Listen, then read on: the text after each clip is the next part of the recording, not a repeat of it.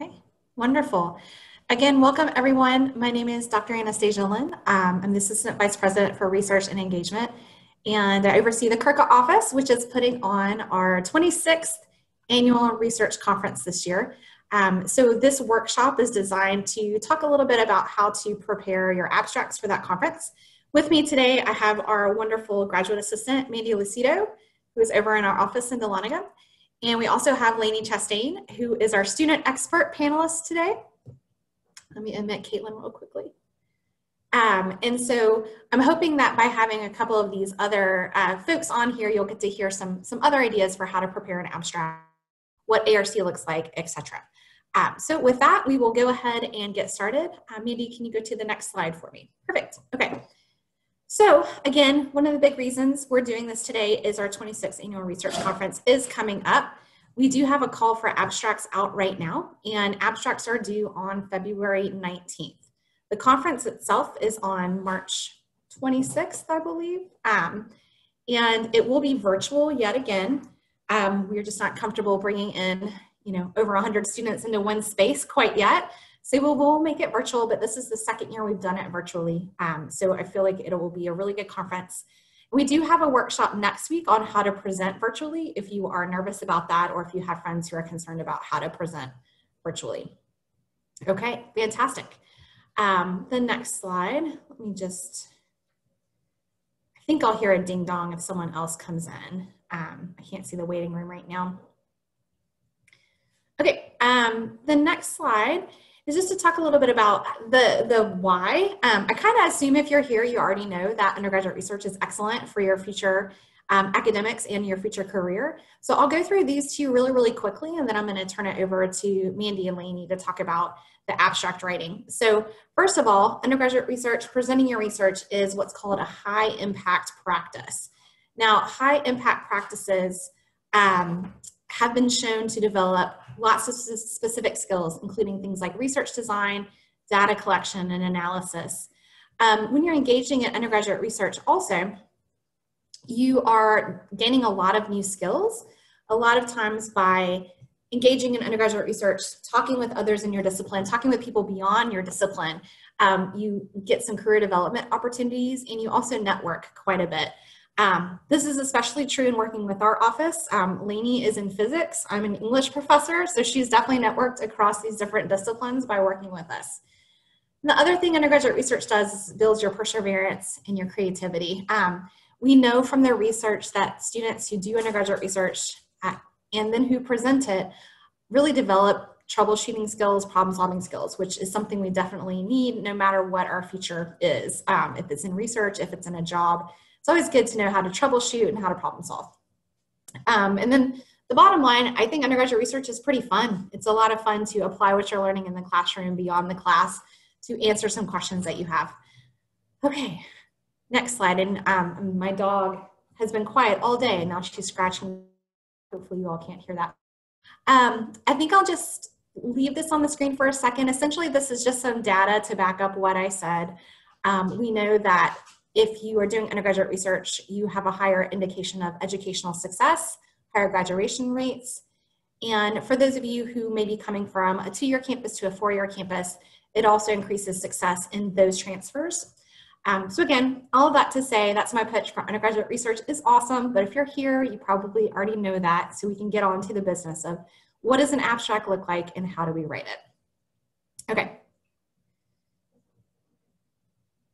So I think this one is Lainey's, and we've kind of sprung it on her, but I wanted Lainey to tell you all a little bit from a student perspective about why she chose ARC in the past, why ARC is a good fit for students. Yeah, so just before I start, I want to let everyone know that there might be some noises going on in the background because there's people like working on our house. So anyway, so why did I choose ARC? Well, the first reason is that it's a very good conference to get your feet wet, especially if it's your first conference. It's going to be local, familiar people, familiar faces and things, and it's a really good introduction if you're working up towards more of the national conferences. And it's really good introduction to conventions of scholarship. So a lot of times when we want to apply to like scholarships and things, or even like grad school and other conferences, we need to show that we have this experience of presenting at previous conferences. And so ARC is, for one, ARC is a really good one for doing that. And it's, whenever I present at conferences, it's really helpful for my own research as well, because being able to kind of combine everything into one presentation for other people who've never seen your research before is just a perfect way to realize, okay, what do I know, and what does everyone else need to know? What's important? How am I going to do my project? And it's also beneficial to be able to get that feedback from other people as well. So, and then you can, like Dr. Lynn said, we can do some networking at the conferences, and we get to see the other student researchers and hear about their projects, and maybe introduce some opportunities for helping each other and like collaboration, some interdisciplinary work, and overall we just celebrate the work that we've done, because we work hard in our undergraduate research and it takes up a lot of time, and we want to be able to celebrate this. So that is why we should present at ARC. All right, I'll just follow up with a few comments. I think you hit the nail on the head. We designed ARC to be sort of the home team advantage, right? This is a way for you to present in a less stressful situation than going to a regional or national conference, and it allows you to, really try out the presentation format that you think is going to work. Another thing that's a great idea at ARC is to make sure you go to other panels and listen to other people present, so you can get some tips and pointers on how to improve your presentation as well. But yeah, it's great. We kind of write our abstracts and do our research in our own head sometimes, and it makes sense to us, but it may not make sense to other people. And so this gives you an opportunity to, as Lainey said, deliver your talk to someone maybe not in your discipline and figure out what holes there are. And sometimes you walk away from a conference with a great idea of what to do next, maybe something you hadn't thought about yet. So, excellent. All right, next slide. And sorry, as we're going through, if you have any questions at all, please do let us know. You can feel free to unmute, or you can pop something in the chat, and I'll keep the chat open and try to keep an eye on it. So please don't hesitate to ask us anything at all, okay? All righty, so we recognize again that this can be, for a lot of students, their first time presenting at a conference. So here are just some common barriers that some students face when it comes to presenting at a conference. To begin with, jargon is sometimes intimidating. They might not be familiar with some of the jargon around the presentations themselves, conferences themselves. It's all new. And additionally with that, the target seems unreachable sometimes. So it's just, it can be difficult to see.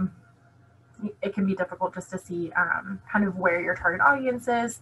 Of course, a lot of the other common barriers that we hear is nervousness, fear of public speaking. These are all really, really common. The perk of ARC in particular is that a lot of students are going to be on a similar playing field as you in a way. So like we were saying, it is a great kind of starter conference.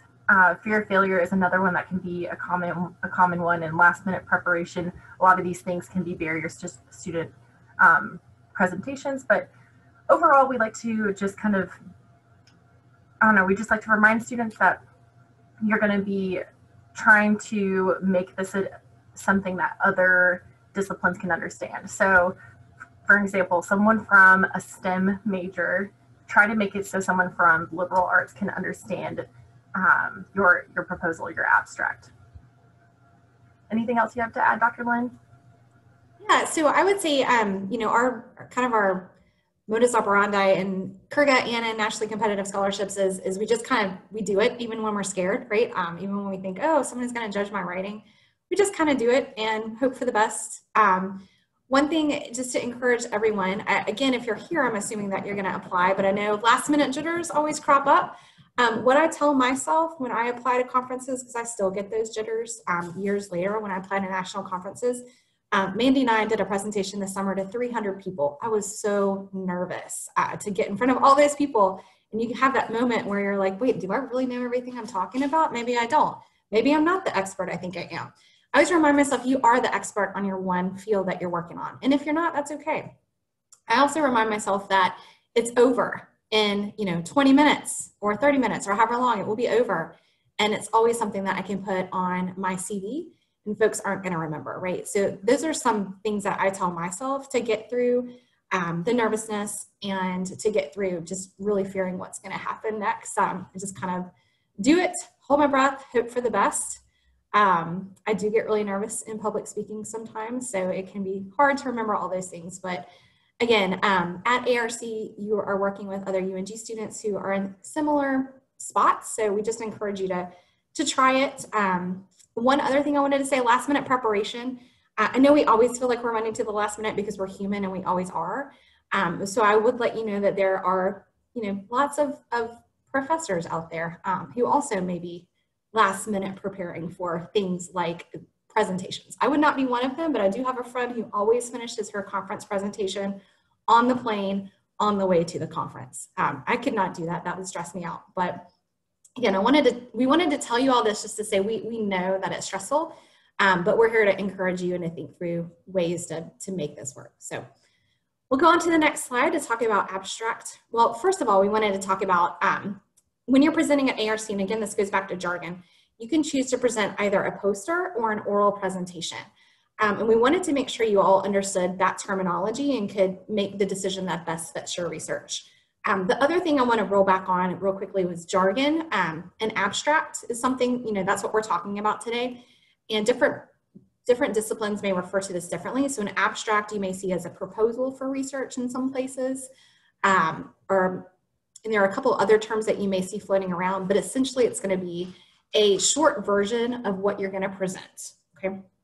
So Mandy, I'll let you and Lainey, please feel free to chime in.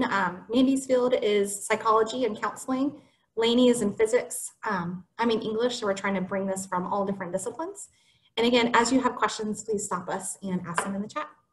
Mandy? Yeah, so just to kind of give you an idea of like, okay, am I going to present a poster or an oral presentation? We kind of have this as a little guide to if you're in that spot and trying to decide which one you're going to do.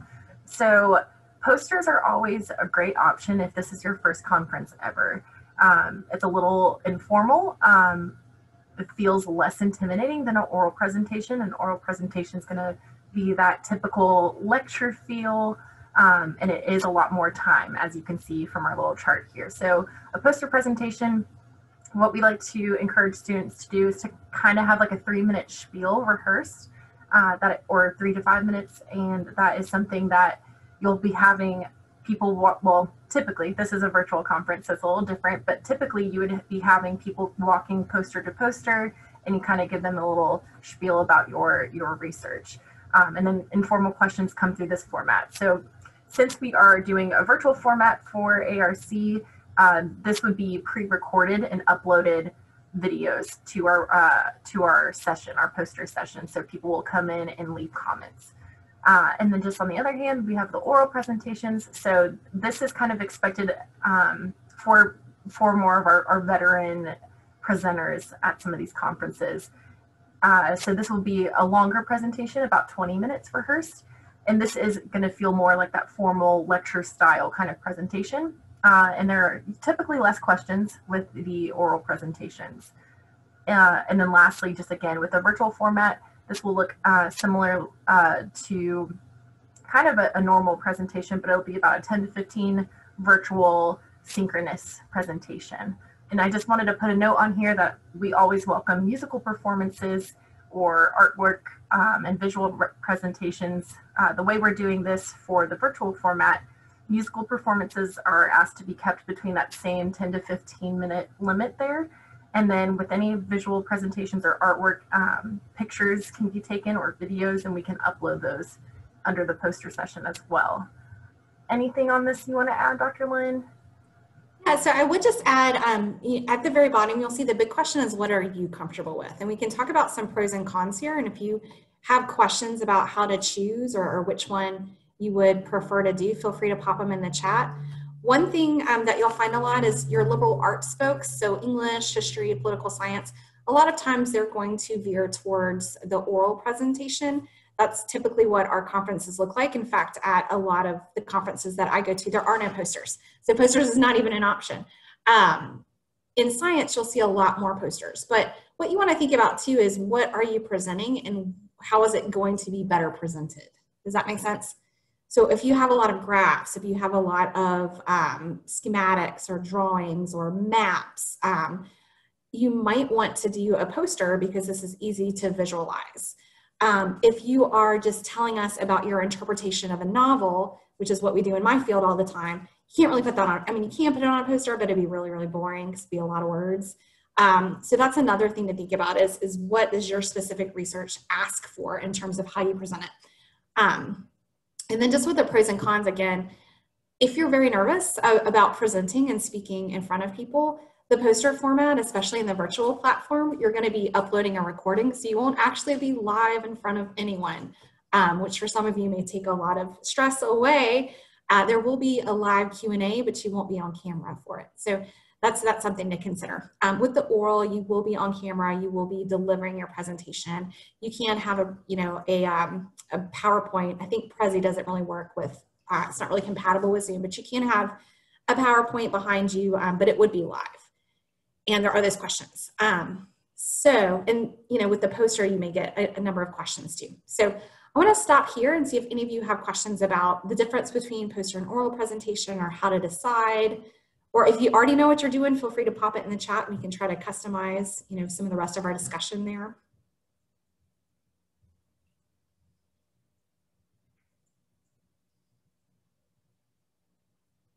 All right, if we don't have any questions, we can go ahead and move on. And Lainey, if you want to kind of jump in at any point around your own experience with submitting abstracts to ARC, feel free. Just to kind of give a brief summary with the abstract, that's exactly what it is. It's a brief summary of your project, of your research, and this is going to be, the purpose behind this is showing the whole picture of your abstract, so how it's relevant to your field, how it's relevant to interdisciplinary, and like the purposes behind your research. So because this is an interdisciplinary conference, again, as I mentioned earlier, you're going to want to beware of some of the discipline-heavy jargon and kind of dumb things down in a way for your audience, so that people from different fields can understand that. For our conference, the 250 words is the max word limit for the abstract. And then we also have a Prezi here that one of our previous Kirka ambassadors has put together about abstracts. So we wanted to include that as a resource for anyone who needed it. Lainey, do you have anything on this slide in particular? The next one might be a little more. I don't think so, not for this one. Dr. Lynn, anything from you? Yeah, that's a great reminder for me. Actually, our folks that are in the meeting, if you will send me your email in the chat, I'll make sure you get a copy. Yeah, so Mandy covered everything. You're just giving us a big overview. Make sure you tell us why we should care. I know that sounds harsh, but we want to make sure that we understand what is at stake in your research.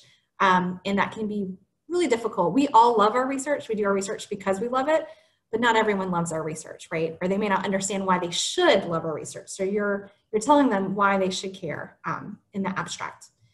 And the next slide that Mandy's going to go over, this is going to be so helpful, I think, for those of you who have never written an abstract before. It's kind of a step-by-step of what you may put in your abstract. Mandy, go ahead. Yeah, this is honestly one of the best tools I've seen for submitting an abstract.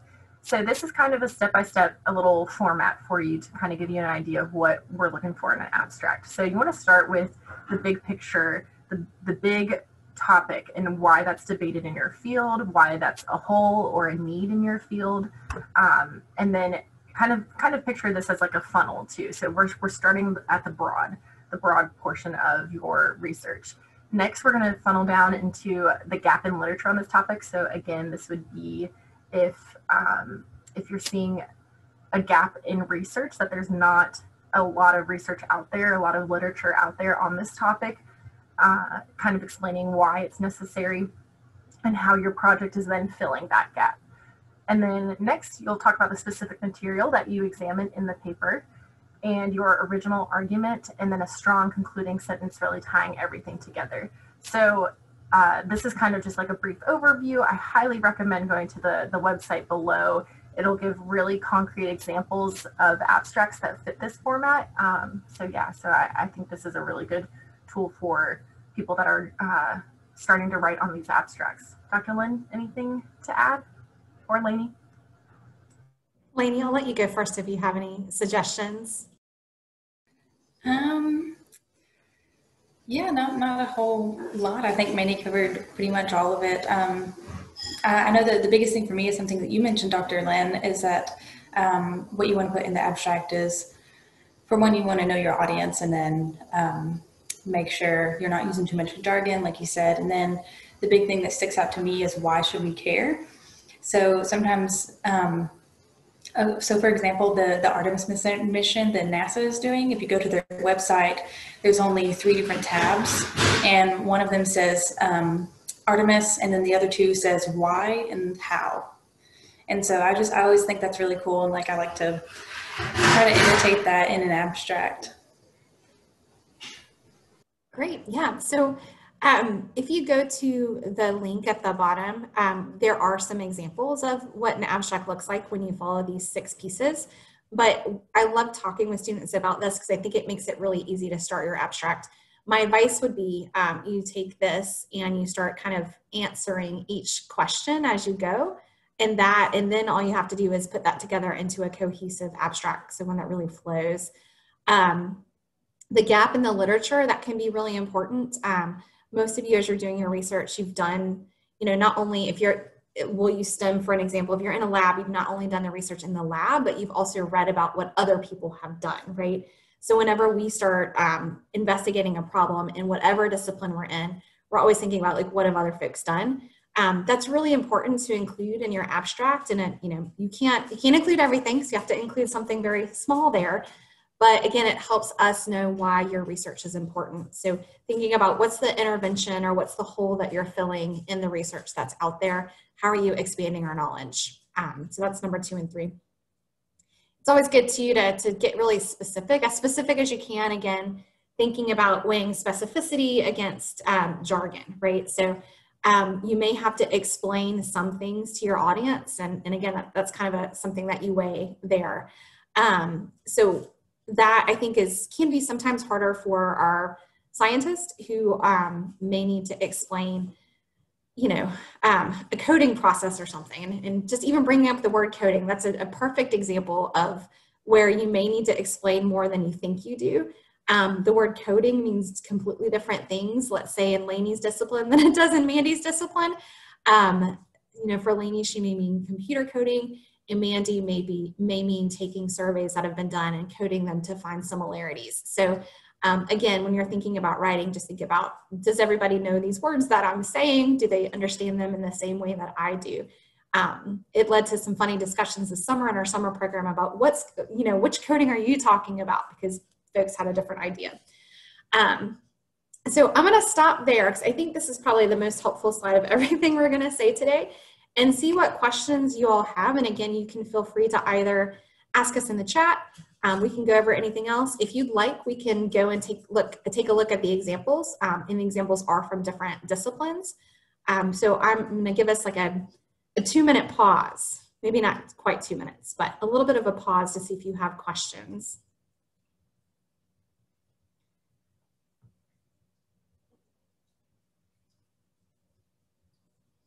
Okay, Cassidy says the examples would be helpful. So Mandy, do you want to take us over to The Professor Is In? Yes. All right, let me make sure I'm sharing correctly.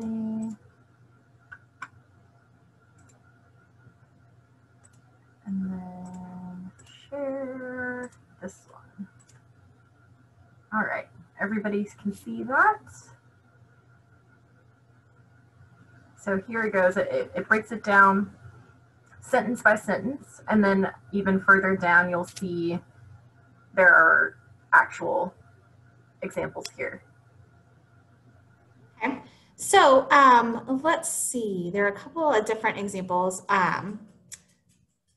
Let's see, what is the very first one? It looks like it's more in the field of social sciences. So we'll just look at the first one together. We can discuss it. And again, at your leisure, you can go and look at some of the other ones. We'll talk in a minute about other resources as you're developing your abstract that can help you. Of course, my dog's gonna bark. Because even though we're talking pretty generally, sometimes you may have conventions in your own discipline.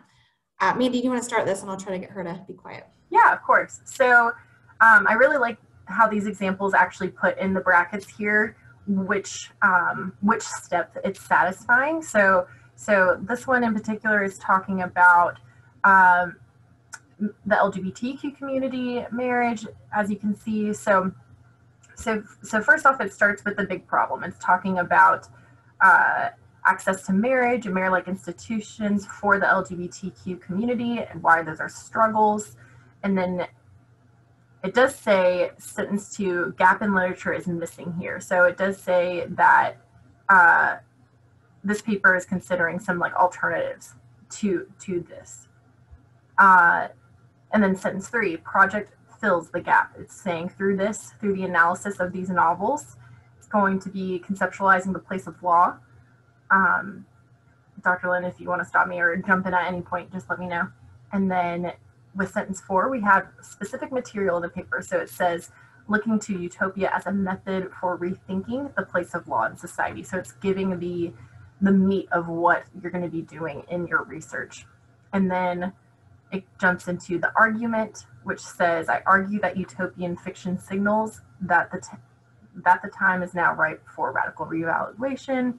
And then lastly, sentence, the strong conclusion. It ends. I think I messed up in there somewhere, but yes, you'll see it kind of lays it out for you that way.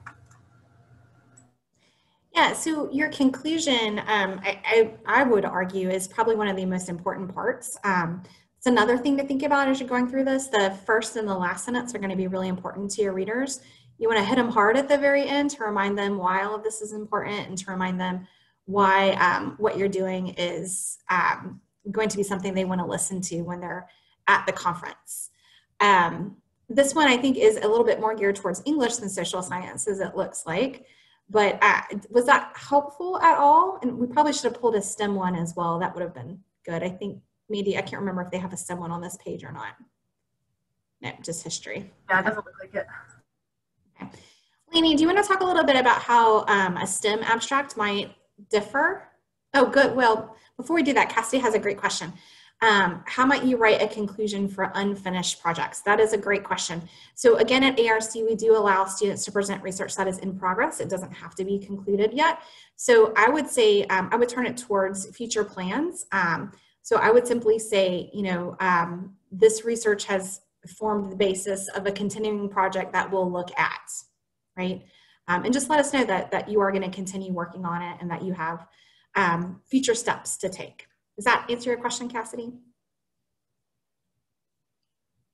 I'd say we love seeing future work, and you can definitely include that in your abstract, even if your specific project is done.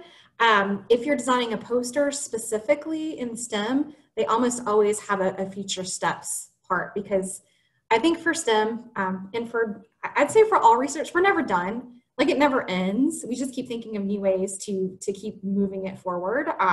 You get done with like one section of it, and then you have like 3 more sections that you might do later. So yeah, Cassie, I think that's a great question. Okay, good, and it will be done by the time of the conference, which is great, but you can always include future directions in the abstract. If you run out of room in the abstract to include it, do make sure that you include it in either your oral presentation or in your poster, because I think it's, for us as faculty, we love to see that you're thinking about the next step and you haven't just been like, okay, that's it, I'm done, I checked a box, right? Here's something that you're gonna keep moving forward. So, sorry, Lainey, do you want to tell us a little bit about how your STEM abstracts might differ, or do they look the same as these, just in STEM words and not these English words? Yeah, so Yeah, the only thing that I can think that differs is the fact that like we're going to use mostly just data presentations rather than just lots of like interpretation of things. Like, but yeah, that's with the abstracts that I've written, at least, one of the main data points that we want to put in is our results, or our preliminary results, for those that the projects aren't finished yet. That's good terminology too. And Cassidy, that may be helpful for you, the preliminary results, right? So preliminary results is definitely different than final results. And that can feel more comfortable. Other words that are helpful are pilot projects. Sometimes we'll see that a student's designed like a small sample survey that's a pilot for a larger one. So there's, again, different jargon, different pieces of words that you can use that will help you convey your point. But yeah, I think Lainey's right. Having read a lot of Lainey's abstracts, I know that she starts with sort of the big picture, why do we care? And then she moves into what specifically her research would focus on. You might kind of think about it as you're writing it as like an hourglass shape, right? So you're starting sort of broad at what the big picture is, getting down the area to what you're actually doing, and then going back out to kind of remind us why we care, what the long-term impacts are, what your research is going to accomplish.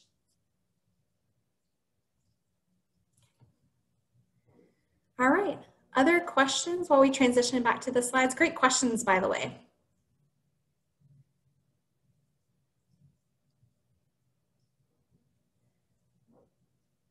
Okay. So as you are, I think this was my slide. I'm sorry, I forgot. It may be you guys' slide. I have a tendency to take over. I'll go ahead and start. You can take the lead and we'll jump in. So as you're preparing, as you're getting your abstract completed, as you're preparing for your presentation, we wanted to give you some helpful tips and tricks to get that abstract in, to make sure you actually do complete it. And one of the first ones is just give yourself deadlines. It's always good to work back from the deadline. So the deadline of the conference is March 26th. The deadline for abstracts is February 15th? No, that's not right. 19th. February 19th. Okay. So thinking of, can you give yourself some mini deadlines before those actual deadlines? That can be very, very helpful. And it leaves you in less of a panic trying to pull something together at 11:45 on, the day that it's actually due. So think about what are some smaller pieces you can do. One thing you can do is, as soon as we're done, you can go back. Again, if you'll pop your email in over in the chat, I'll email the slides as soon as we get done. But you could go in and just brainstorm the answers to those 6 questions. That'll get you started, right? It's very hard always to start writing. That's the hardest part of writing, is actually putting something on paper. So the sooner you can just get something on paper, the easier it is to open your computer later and keep working. So definitely think about putting in those deadlines. And if you're going to do a poster, especially thinking about deadlines to having the poster completed. Some other ideas, if you can get your abstract done in advance, that's talking with peers about your abstract, seeing what they think about it, if they have any questions for you, taking it to the UNG Writing Center. We have a UNG Writing Center on every campus, seeing if they can offer you some feedback as well, or maybe even asking your faculty to give you a little bit of review. I know Lainey does this all the time, asks her faculty members to think about what those abstracts look like. So I'm going to stop there and see if Lainey or maybe you have other tips or tricks for the abstract, getting it all together and done. One of the biggest takeaways for this slide in particular for me is just utilizing the resources you do have. Your faculty mentors are here to mentor you for a reason, and that goes for our office too. I mean, our office, the Writing Center, we are all here to support and promote student undergraduate research. So that's one of my biggest things. Even if that's with the fears and expectations around presentations, kind of those first conference jitters, talking through those with a mentor, or even anyone in our office. I mean, as Lainey has gone through a lot of these presentations now, and Dr. Lynn and myself as well, I mean, we can definitely share with you our experiences and other kind of tips and tricks like we are today. Lainey, any other thoughts about just getting that? We'll start with the app. How do you just get the abstract in on time? So I think what you said is really hits home for me, is just getting something down on paper, whether it's just a stream of consciousness type of ideas, or if it's just bullet points, just as long as you get something on paper, even if it goes over the word limit, because we can always cut it down and edit it afterwards. And something that I find myself doing a lot when I'm writing abstracts or just writing anything in general is I try to edit while I'm going. Or edit in my head before I even get it down on the paper, and that takes up a lot of the time that I could be using to just get something down on paper and edit it afterwards. Yeah, that's a great point. It's something we talk a lot about in the scholarships office more, but I think it's a great point to bring here as well. It's so easy to, and you all have probably done this before, right? You sit down to write, and an hour and a half goes by, and you've been writing, but there's nothing on your page because you keep deleting it and thinking it's not perfect, right? And so that's exactly what Lainey's talking about with the like editing in your head. So we encourage people to do timed free writing, and I know Kat, you've heard me talk about this before, and that's where you simply time yourself for 10 to 15 minutes, however long you think you can give yourself. You turn off all distractions, and you literally just type or write without backspacing, without editing, just to kind of, word vomit onto the page. And at the end of that 15 minutes, there's going to be something really good in there. There might be a whole bunch of stuff that you won't use, but at least there's a couple of good things, and that can really build your confidence to getting to the final abstract. So yeah, Lainey, that's a great point. Any other tips, tricks, even those of you in the audience? I know you've probably done some similar things before.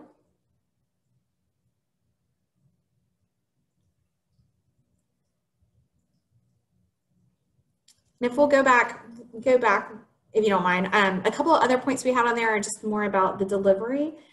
So once you get the abstract in, once you're accepted, once you're getting ready to go to the conference, a couple of other things that you might consider are doing a mock delivery before you actually deliver, especially if it's a live oral presentation.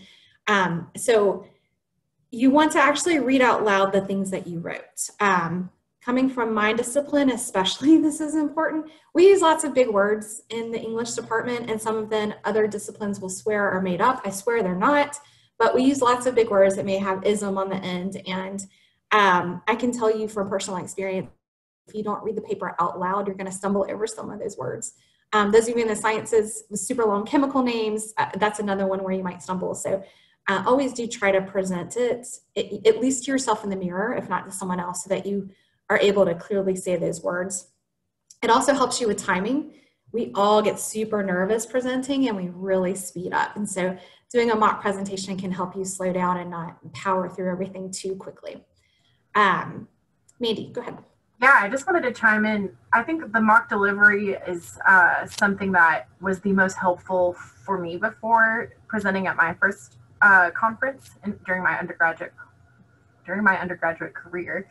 I think my mentor and we had a couple of different people from our research lab that were presenting, so we just kind of met before and kind of ran through it a couple of times, and that way our mentor was able to give us feedback. Of course, I'm not sure if all faculty mentors would be available for this, but any kind of practice that you can get in and really pay attention, even if it's just recording yourself and listening back to it, would be really helpful. Yeah. And again, just leaning on your mentors, as we talked about, talking with them through your fierce expectations, or reaching out to us at the CRCA office. We can certainly put together a mock presentation if there are enough students interested, and you all can practice. We love practice. We love for practice, I feel like, in the CRCA office. So again, don't hesitate to email crca@umg.edu if you have specific questions. Okay, next slide. Okay, and so this is taking us a little bit beyond the abstract, but we thought we'd give you a couple of conference tips as well, because we're expecting you're all going to submit, you're all going to present. So just a couple of conference tips. Number one, again, from my discipline, we only read our papers. We don't use PowerPoints. We're the most boring discipline in some ways. I find it super interesting, but I'm sure others don't, that we just literally read our papers. But you want to make sure that you're actually looking up at the camera while you're reading, and I'm looking at the camera right now instead of at you all. So that's something else to consider in the virtual space is practicing actually presenting to the camera, especially if you're recording it, if you're doing a poster and recording it. You may want to put some notes up, taped up to this, like the side of your laptop, so that can help you as well. Another good tip, if you're doing an oral presentation, especially if you're doing one that you're reading, or if you're doing one that's a PowerPoint, don't read everything, don't memorize. You're not going to memorize a 20-minute speech anyway, but make sure you include some space for just kind of talking. Mandy and Lainey, I'll let you take the 3-minute poster spiel if you have some suggestions for preparing it. I'll chime in. So this is kind of what I was talking about earlier, when in a normal world where we would be doing a poster presentation in person, this would be people are going poster to poster and they come and stop and stare at you for a second, then you're like, can I give you my spiel? And so having kind of this like 3 to 5 minute little spiel, and in some ways that really is just like your abstract. So you're going to go through the same thing. You're going to kind of funnel down and come back out with the conclusion, and you can kind of walk them through your results, walk them through the literature, again, the why, the purposes behind it, the gaps in literature, the whole shebang. So trying to do that, it's kind of like an elevator pitch if you think about it in that way. Like, what are the most important details that someone on the outside would need to know about my research? And then this is where some of those questions will come up, and this will be in whatever format you'll have some of these questions that will come up, and just allowing time and space for that. Good. And on that note of answering questions, one of the big questions we always get is, what if I don't know the answer? That is totally okay, 100% okay. We don't always know the answer. So a good thing to practice is saying, you know, I hadn't thought about that. I'd like to do some more research on it, or that's a great point. Perhaps I'll look into that further. So there's really great ways to basically say, I don't know, without being like, well, I don't know. Does that kind of make sense to everybody? Yeah, I've definitely done that before. And yeah, you don't have to know everything. The other thing to remember is that the folks that are coming to your poster are genuinely interested in what you're presenting on. They want to learn more. You're the expert. So typically when they're asking questions, it's not that they want to stump you or they want to make you feel like you don't know what you're talking about. Really, it's just they're genuinely curious and they want to learn more. So it's a great space to, again, explain a little bit, to collaborate. Those of you who are doing oral presentations, it's always good to have a paper and pen handy. Again, especially in some of the more loquacious disciplines, I would say, like history and English, you may get what we call the non-question question, where someone will talk for 4 or 5 minutes about something, and then the question comes or is buried somewhere in the middle. So it's good to have a paper and pen ready so you can kind of like write down what was the actual question before they got away from it. Couple other things that are not going to apply as much in our virtual world is to arrive early and own the room. You do want to arrive early into the space that you're going to be in so you're comfortable with it, so you know the layout of it. We can also talk, if you all would like to, and we'll talk about this a little bit more in the next presentation next week, about top tips for presenting in that virtual world, because it does look a little bit different. The last thing I would say, and again, this is for all conferences, not just virtual, if you are doing a live PowerPoint presentation, if you're doing something live, make sure you have a backup to your backup to your backup. Make sure you know where everything is and it's ready to go. I've had students before will drive to a conference, we'll get there and they've left their paper at home. And that it's a horrible feeling. I had one student stay up all night one night doing a paper so she could present it the next day. So just make sure you have the backups. Any other thoughts, tips, tricks from you all, from Lainey? Anyone? Questions?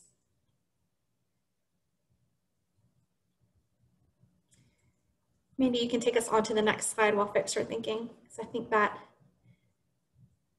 this is basically the end of our presentation. Again, we wanted to leave some UNG resources for you here. We do have several Kirka ambassadors, Amanda Ash, Renina Salib, and Aida Alarcon, sorry, I always get the R misplaced in her name, unfortunately. So, and they are on different campuses. They are mentors who are there to help, support, give you feedback. Amanda has said she'd be happy to give feedback on things like abstracts and posters as well.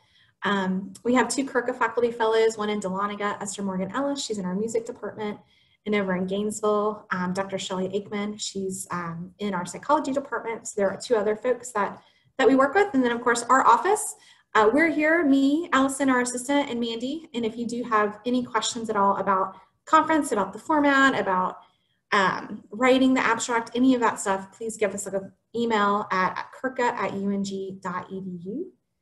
And I think the last slide is just our references, because we always cite our references, right? Okay. Questions? Anyone?